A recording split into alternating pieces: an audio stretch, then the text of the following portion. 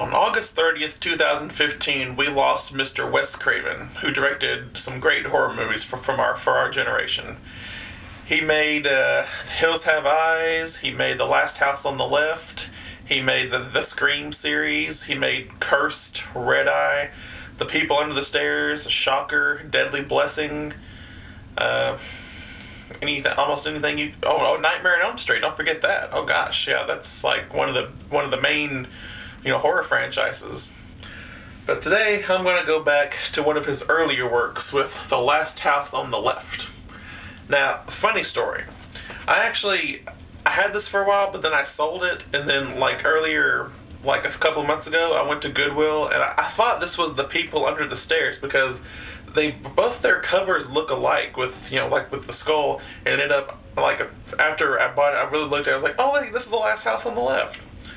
So, yeah, silly me. And, let's see.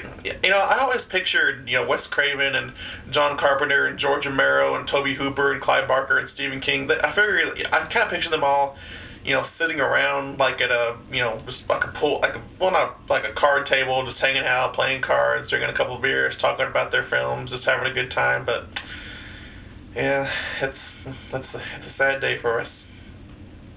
So I'm going to try to the best of my ability to review one of his classics, and if I come off as offensive, I apologize.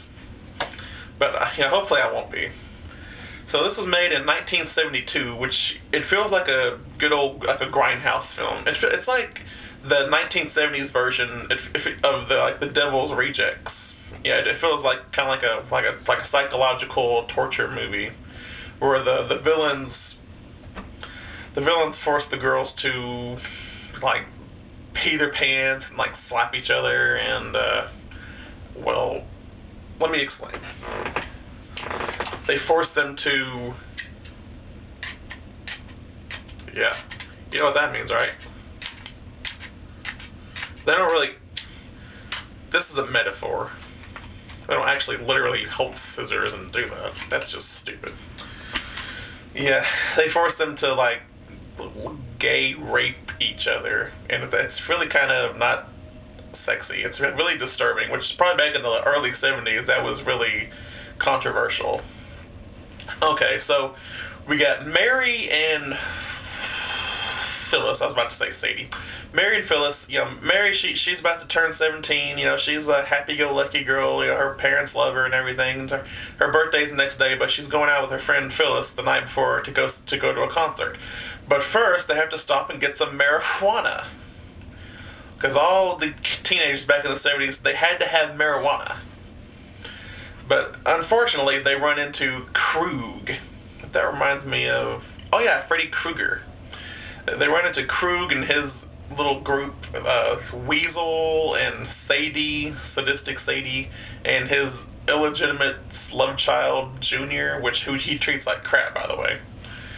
So yeah, they get mixed up with them, and they torture them. Well, they don't really torture them. It's not like Texas Chainsaw Massacre or nothing.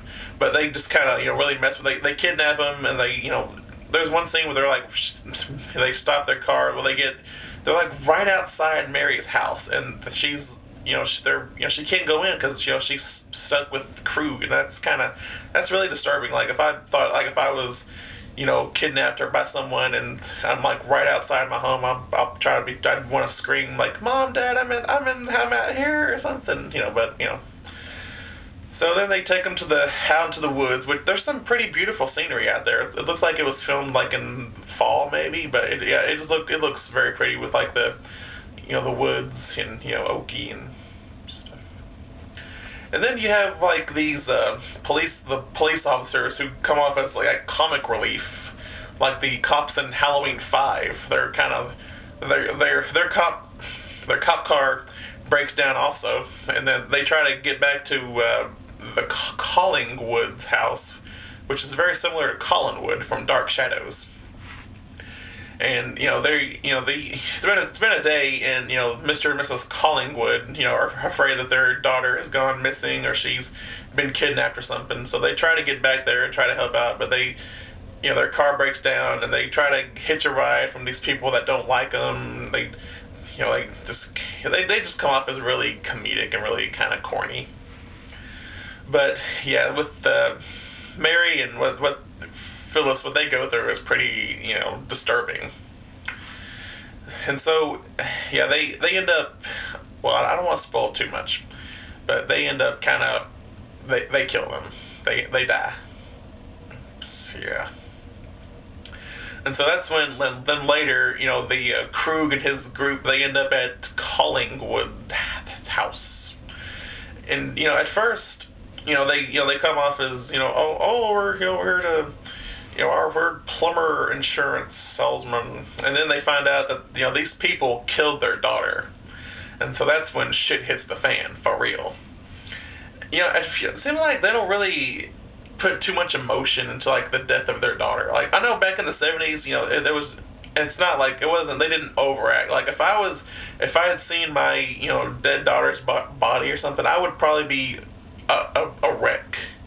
Like I would just be in a glass case of emotion. I would be so I couldn't think straight. But somehow these parents, they're like, oh no, our daughter's dead, and then all of a sudden they set up these traps. Like the dad sets up like Home Alone traps. I am dead serious. He sets up like these traps with like shaving cream, and he tries to make them slip and fall and stuff like that. And then the mom tries to seduce Weasel, a Fred Weasel or something. She's gonna do oral on him, but she bites his dick off. That's hardcore. And so then the dad, it's dad versus Krug, and then the fight scene was kind of and then dad, he gets this big old chainsaw, right? He ain't gonna put up with that, and so they have a big chainsaw fight. This came before Texas Chainsaw Massacre, so the Texas Chainsaw Massacre ripped off Last House on the Left with Ed Gein. And let's see, what else? I guess that's about it. But a few years ago I saw the remake, and don't be mad at me, don't hate me, but I kind of like the remake just a little bit better than this one, just because it seemed like the storyline was more coherent, more up to date, more what I'm used to. I'm in my 20s. I just turned 19. I'm kidding, 18. And yeah, and it seemed like I think Mary, she lived in that one, and this one, she did. And I think I sold my copy of that too. I was young and I needed the money. I suck. But overall, I would give this movie a. How about a B? Is that okay? Is that fair? Because yeah, there's some they play some whimsical, corny, cheesy jazz hit music or something, and they're during scenes you're supposed to be creeped out by, they play this and the road goes to nowhere or something like that. It's actually a pretty decent song. So okay. Well, I might review a couple more Wes Craven movies just to kind of, pay respect to him. Just, he gave us a lot of great horror films over the years, and I feel like I should just, take the time to, at least talk about them.